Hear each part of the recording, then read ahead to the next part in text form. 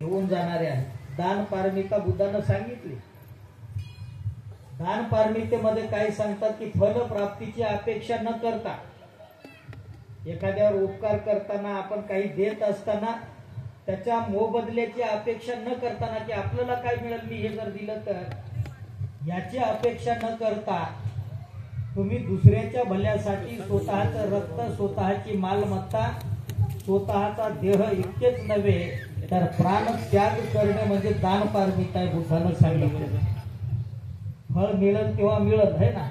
एखाद्या जमिनीमध्ये जर एखादा आपण बीज जर लावलं, बीज लावल्याच्या नंतर थोडं थोडं आपण पाणी वगैरे देऊ लागलं, ते वाढल्याच्या नंतर ते फळ देईल की नाही देईल याची गॅरंटी नाही. पण असे काही झाडं असतात की ते 100% फळ देत असतात. तुम्ही बीज जर जमिनीत लावलं तर 100% असे काही झाडं आहेत, असे बीज आहेत की त्याचा वृक्ष झाल्याच्या नंतर त्याचं फळ 100% तुम्हाला मिळणार आहे. आणि म्हणून भगवान बुद्धाने काही गोष्टी सांगितलं की दान पारमिता करताना सुद्धा, आता जमदाडे परिवारांनी या ठिकाणावर शिवरदान केलं, 5,000चं दान आताही दिलं, 7,000 रुपये त्या दिवशी दान दिलं, एक क्रुझर गाडी पाठवली.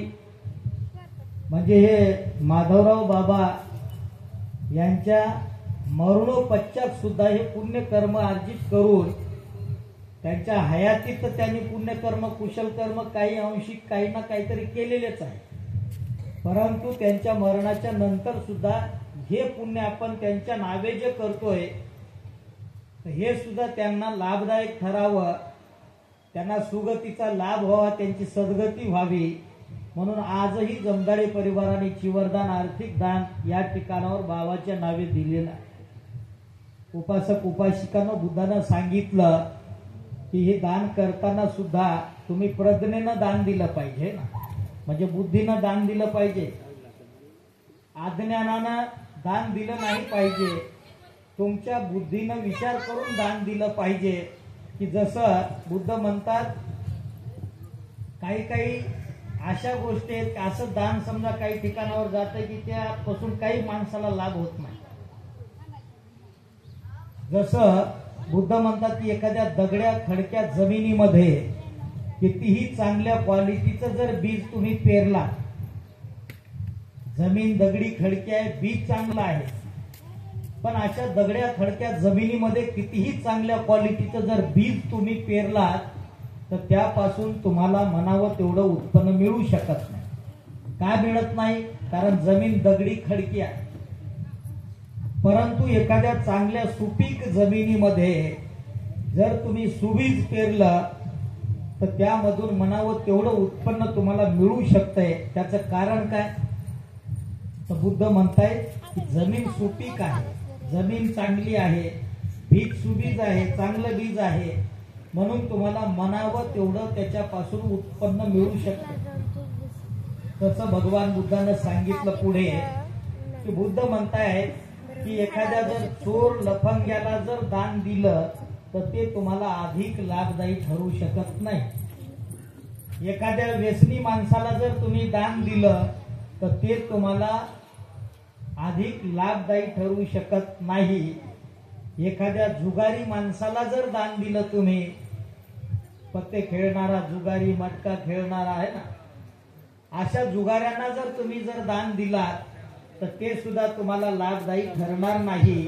परंतु बुद्ध म्हणतात की एखाद्या त्यागी व्यक्तीला दिलेलं दान, एखाद्या त्यागी भिक्खूला दिलेलं दान, एखाद्या स्रोतपन्न भिक्खूला दिलेलं दान, एखाद्या सकृदागामी भिक्खूला दिलेलं दान, एखाद्या अनागामी भिक्खूला दिलेलं दान, एखाद्या अरहंत भिक्खूला दिलेलं दान, हे तुम्हाला एकापेक्षा एक अधिक लाभदायी ठरणार आहे. आणि एखाद्या प्रत्येक बुद्धाला दिलेलं दान, एखाद्या बुद्धाला दिलेलं दान आणि एखाद्या सम्यक संबुद्धाला जर दिलेलं दान असेल तर त्याचं फळ किती आपल्याला भेटेल ते आपण व्यक्तही करू शकत नाही. एवढं एखाद्या सम्यक संबुद्धाला दिलेलं दान हे महान फलदायी ठरत असतंय आणि त्याचा तत्काळ लाभ होत असतो. अशा बुद्धाच्या काळामधून अनेक उदाहरणं आपल्याला पाहायला मिळतात. उपासक उपासिकांनो, जे जे आपण या जीवनामध्ये, कारण मनुष्य जन्मच असा आहे, या जन्मामध्ये अधिकाधिक कुशल कर्म आपण करू शकतो.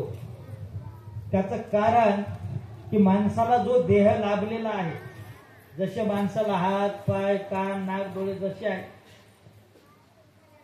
तसे डोळे असतील, बाकीच्या गोष्टी सगळ्या प्राण्यांकडे असतील. त्यांनाही देह भेटलेला आहे, त्यांना शरीर भेटलेलं आहे, पण माणसाकडे या सर्वांपेक्षा श्रेष्ठ बुद्धी निसर्गाने दिलेली आहे. माणसाला कळतं हे चांगलं आहे हे वाईट आहे. माणसाला जसा हा देह भेटलेला आहे की या देहानं माणूस कुशल कर्म करू शकतो, चांगलं काय वाईट काय हे जाणू शकतो, तसा कुठलाही प्राणी ते जाणू शकणार नाही. एखादा मनुष्य एखाद्या प्राण्याला दवाखान्यात घेऊन जाऊ शकतो. प्राण्याचे दवाखाने निघलेत ना, प्राण्याच्या कुत्र्याचे मांजराचे गाढवाचे बैलाचे गाईचे डॉक्टर आहेत. बरं, ते डॉक्टर सगळे माणसंच आहेत. एखाद्या बैलामध्ये एखादा बैल डॉक्टर झाला अशातला काही प्रकार आहे का? नाही. कुत्र्यामध्ये एखादा कुत्र्याचा इलाज करणारा एखादा डॉक्टर झाला असं नाही. प्राणी मात्रांचा इलाज करणारा सुद्धा माणूसच आहे. म्हणजे माणसाला एवढी प्रज्ञा एवढी बुद्धी दिलेली आहे निसर्गाने. आणि म्हणून बुद्ध म्हणतायत की हे कुशल कर्म या मनुष्य जन्मामध्ये आपण अधिक केले पाहिजे. मनुष्याचा जन्म लाभणं हे फार दुर्लभ आहे म्हणाले बुद्ध, आणि महापुरुषाचा जन्म लाभणं तर हे महादुर्लभ आहे. माणसाचा जो जन्म लाभलेला आहे त्यांनी पूर्व कधीतरी केलेले पुण्य कर्म आहे, त्याच्यामुळे हा मनुष्य देह मनुष्य जन्म त्याला लाभलेला आहे. म्हणून बुद्धाने सांगितलं की मनुष्याचा जन्म लाभणं दुर्लभ आहे. एक एक क्षण आपला सत्कारणी लागला पाहिजे. एक एक क्षण आपला हितकारणी लोक कल्याणासाठी लागला पाहिजे, स्वकल्याणासाठी लाभला पाहिजे. जीवन फार अल्प आहे. वाईट मार्गाने जाऊ नका, कुशल मार्गाने जा. स्वतःचं कल्याण साधून इतरांच्या कल्याणासाठी झगडत राहा, झटत राहा म्हणाले बुद्ध. बुद्धानं जसं 4 प्रकारचे लोक सांगितले. पहिल्या प्रकारचा मनुष्य दुसऱ्यासाठी झटतो पण स्वतःसाठी झटत नाही. दुसऱ्या प्रकारचा मनुष्य हा दुसऱ्यांसाठी झटतो पण स्वतःसाठी झटत नाही, स्वतःच्या परिवाराच्या कल्याणासाठी हितासाठी झगडत नाही, झटत नाही. आणि तिसऱ्या प्रकारचा माणूस तर बुद्ध म्हणाले स्वकल्याणासाठी झटत नाही, स्वतःच्या परिवाराच्या कल्याणासाठी झटत नाही, दुसऱ्याच्या कल्याणासाठी सुद्धा झटत नाही. असा मनुष्य दोन्ही बाजूनी पेटलेल्या मध्ये सेनाने माखलेल्या जळत्या चित्तेवरील मशालीसारखा असतो. एखादा टेंबा राहतो, तिथंच लावतात, त्या सरणावर टाकून देतात, किंवा एखाद्या सरणावरून घसरलेल्या लाकडासारखे असतात माणसं म्हणतात बुद्ध आहे ना. एखादं लाकूड जर सरणावरून घसरलं तर त्याला घरी कुणी जाळायला आणत नाही, ते मड्यावरचं लाकूड आहे म्हणतात. त्याच्यावर कोणी स्वयंपाकही करत नाही. दुसरं मड गेल्याच्या नंतर त्या लाकडाला उचलून त्या दुसऱ्या लाकडावर टाकून देते. तसं काही काही माणसं हे समाजातून असे बाहेर पडले, परिवाराच्या उपयोगात नाही आणि लोकांच्या उपयोगामध्ये नाही. स्वतःच्या उपयोगात आलं पाहिजे. माणसानं स्वतःच्या परिवाराच्या उपयोगामध्ये आलं पाहिजे आणि लोकांच्या उपयोगामध्ये आलं पाहिजे. तर बुद्ध म्हणतात की 4थ्या प्रकारचा मनुष्य स्वकल्याणासाठी झटत असतो आणि इतरांच्या कल्याणासाठी सुद्धा झटत असतो. असा मनुष्य या पृथ्वी तलावरील सर्वश्रेष्ठ मनुष्य समजला पाहिजे. आज या ठिकाणावर कालवश माधवराव बाबा यांच्या पुण्यनिमोदनाच्या निमित्ताने जे काही जमदाडे परिवारांनी, कारण स्वतः जमदाडे जी म्हणजे आणि जमदाडे आहे तिथे येऊन त्यांनी निमंत्रण दिलं, सगळी व्यवस्था करून आताही संपर्कामध्ये होत्या सातत्यानं. आणि आज सिराढोणमध्ये मला वाटतंय मागे एक वेळेस मी बरेच दिवस लॉकडाऊनच्या अगोदर एकदा येऊन गेलेला आहे आपल्या गावामध्ये. मला वाटतं ग्रंथ वाचन समारोप होतात काय तेव्हा काही आठवत नाही, सावते सर होते तेव्हा. तर एक म्हणजे जमदाडे परिवाराने हे वडिलांच्या नावे हे कुशल कर्म भिक्खू संघांना बोलावून भोजनदान दिलं, शिवरदान दिलं, आर्थिक दान दिलं. हे महापुण्य आज जे अर्जित केलेलं आहे हे कालवश माधवराव बाबा यांच्या 4 भौतिक घटकांची सद्गती ठरवण्यासाठी लाभदायक ठरावा अशी एक मंगल कामना व्यक्त करतो। ग्रामपंचायतचे सरपंच खुशालरावजी पांडागळे यांच्या सर्व टीमनं त्यांनी स्वतः भिक्खू संघाचं स्वागत इथं केलं। आपल्याही सर्व ग्रामपंचायतच्या प्रति मंगल भावना व्यक्त करतो। सर्व जमदाडी परिवारांच्या उपस्थित सर्व उपासक उपासिका आपल्या सर्वांच्या प्रति मंगल भावना या ठिकाणावर व्यक्त करतो। आणि शिराढोण या गावातील युवक जरा व्यसनाच्या अधीन जे कोणी झाले आहेत त्यांच्यासाठी एखादं शिबिर सुद्धा आपण घेऊ, श्रामनेर त्यांना बनवू, कारण अतिशय चांगला मार्ग आहे। श्रामनेर झालं पाहिजे। माणसाचे व्यसन सुटतात, दारू सुटते, गुटखा पुड्यांचे व्यसन सुटतात, माणसाचा मान सन्मान वाढत असतो आणि त्यामुळं चांगलं जे आहे ज्याच्यामुळं आपली उन्नती होत असते, प्रगती होत असते, ती गोष्ट आपण केली पाहिजे। शिबिराचं आयोजन करा, मी स्वतः तुम्हाला वेळ देतो। जे श्रामनेर होणार आहेत इथं काही दिसायला झाले तरुण काही जास्त, जरा कोणी असतील श्रामनेर होण्यासाठी त्यांनी हात वर करा। जरा सिनियर असतील त्यांनी 10 दिवस मरण्याच्या अगोदर बरं आहे 10 दिवस बनते झालं पाहिजे। नैष्कम्य पारमिता माणसाची पूर्ण होत असते, त्याच्यामुळं आपण कुठल्याही प्रकारे व्यसनाच्या अधीन किंवा चुकीच्या गोष्टीच्या नादी न लागता आपण जे चांगलं आहे एक हात वर आला बाबाचा, 1 2 वावा समोर या, जरा समोर या दोघे समोर या।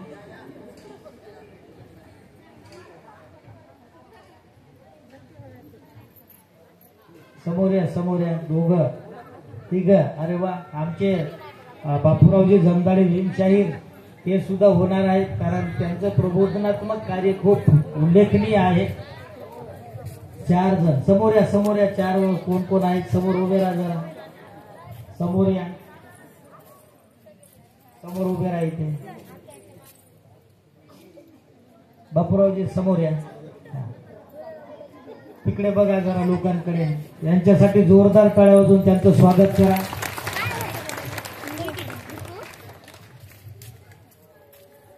तर या 4 जण श्रामनेर अजून कोणी वाढत असतील जरा 5-6 बघा अजून, ज्यांनी व्यसनात ज्यांचं म्हणजे जडलेले आहेत ते तर आहेतच, यावंच त्यांनी, पण आपल्यासारखे पण कोणी या ठिकाणी शिबिरात सहभागी होऊ शकतो।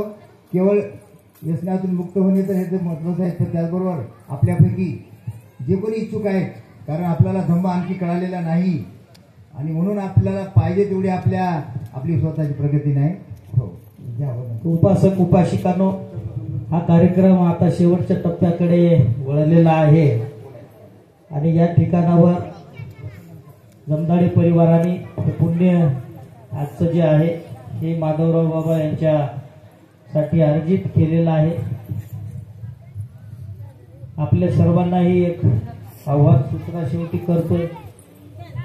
नांदेड पासून 7 किलोमीटर अंतरावर उत्तरेस श्रामनेर प्रशिक्षण केंद्र, महाराष्ट्र देशातील 24 तास चालणारं आपलं प्रशिक्षण केंद्र निर्माण झालेलं आहे। 1.5 एकर जमीन समाजाच्या दानातून तिथं विकत घेतली, त्यानंतर 20/50चं बांधकाम सुद्धा त्या ठिकाणावर समाजाच्या दानातून निर्माण केलेलं आहे। 1750 मुलं, उपासक आणि महिला सुद्धा त्या ठिकाणावर श्रामनेरी झाल्या। काही कायमस्वरूपी भिक्खूही झाले, काही प्रशिक्षित होऊन बाहेर पडले, आताही 10-12 भंते आपले कायमस्वरूपी उपसंपदा घेणार आहेत। त्यानंतर 11 फूट अखंड मार्बलची 10 फुटाची 10 लाखाची 11 फूट अखंड मार्बलची बुद्धाची मूर्ती, आशीर्वाद मूर्ती त्या ठिकाणावर समाजाच्या दानातून तयार करण्यात आलेली आहे। 55 फूट उंचीचा धर्मध्वज तिथं लावण्यात आला होता, तोही समाजाच्या दानातून। 3 बोर समाजाच्या दानातून त्या ठिकाणावर पाडण्यात आलेली आहे। 165 नारळाची झाडं लावली होती आणि वेगवेगळ्या फुला फळांची झाडं हजारो त्या ठिकाणावर लावण्यात आलेली। अतिशय निसर्गरम्य त्या ठिकाणावर आपला तो श्रामनेर प्रशिक्षणाचा परिसर सुशोभित होत आहे आणि सध्या 3.5 कोटी रुपयाचं श्रामणेर दीक्षाभूमीचं काम ते प्रगती पथावर आहे. छत लेवलला ते काम आलेलं आहे. 80x80चा त्याचा घेरा आहे. 3 मजली ते काम राहणार आहे. 3ऱ्या मजल्यावर डोम राहणार आहे. जवळपास 60x45 फूट उंच ते डोम राहणार आहे. त्या ठिकाणावर श्रामणेरांच्या दीक्षाही होतील. श्रामणेर दीक्षाभूमी म्हणून ते काम सध्या चालू आहे. सांस्कृतिक कार्यक्रमही होत असतात आणि दर महिन्याच्या 19 तारखेला तिथं पौर्णिमेच्या अनुषंगाने भव्य दिव्य कार्यक्रमाचं आयोजन केलं जात असतं. वेगवेगळे उपक्रम राबवले जात असतात. आपण आवर्जून एक वेळेस त्या परिसराला भेट द्यावी आणि ज्यांना आर्थिक दान त्या पवित्र कार्यासाठी द्यायचं असेल ते सुद्धा तुमच्या निर्ळाच्या घामातून कमावलेल्या धन संपत्तीमधून तुम्ही 1 रुपया का असेना आपण ते दान देऊ शकता. त्या ठिकाणावर लाख रुपयापर्यंत सुद्धा दान देणारे दानदाते आपल्याकडे तयार झालेले आहेत. त्याच्यामुळे केवळ समाजाच्या दानातून ते श्रामणेर दीक्षाभूमीचं काम सुद्धा चालू आहे. तर या ठिकाणावर तेही आपल्या सगळ्यांना नम्रतेचं एक आव्हान करतो. सर्वांनी हात जोडा आणि 16 ऑक्टोबरला श्रामणेर परिसरामध्ये श्रामणेर प्रशिक्षण केंद्रामध्ये थायलंडवरून भिक्खू संघ तिथं येणार आहे. कठीण महाचिवरदानाचा कार्यक्रम त्या ठिकाणावर संपन्न होणार आहे. 16 ऑक्टोबरला आपण सर्वांनी त्या ठिकाणावर सकाळी 9:30 ते 10च्या दरम्यान पांढरे शुभ्र वस्त्र परिधान करून उपस्थित राहायचं आहे. 16 ऑक्टोबरला थायलंडवरून भिक्खू संघ तिथूनच कठीण चिवरदान ते शिवून घेऊन येत आहे. त्याही कार्यक्रमासाठी आपण उपस्थित राहायचं आहे. सर्वांचं मंगल हो. हात जोडा. भिक्खू संघ आशीर्वाद देईल. समोर बसायचं. जमदाडे परिवारातील सर्व सदस्य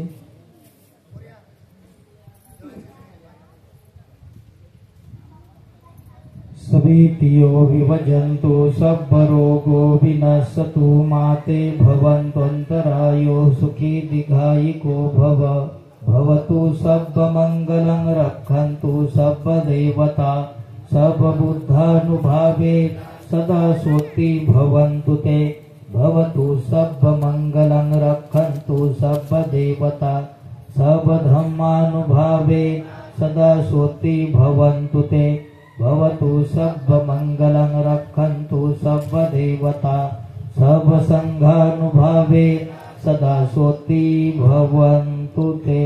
मना साधु साधु साधु. बुद्धं नमामि धम्मं नमामि धम्मं नमामि संघं नमामि.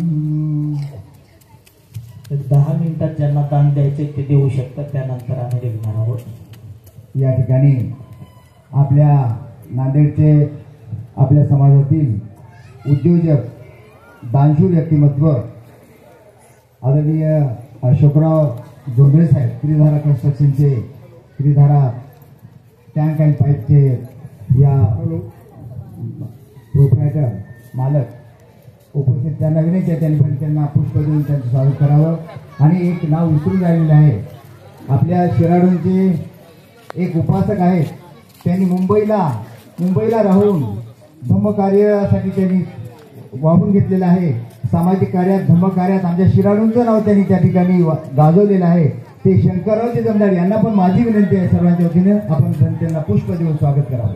या सर. या ठिकाणावर अजून एक महत्त्वाचं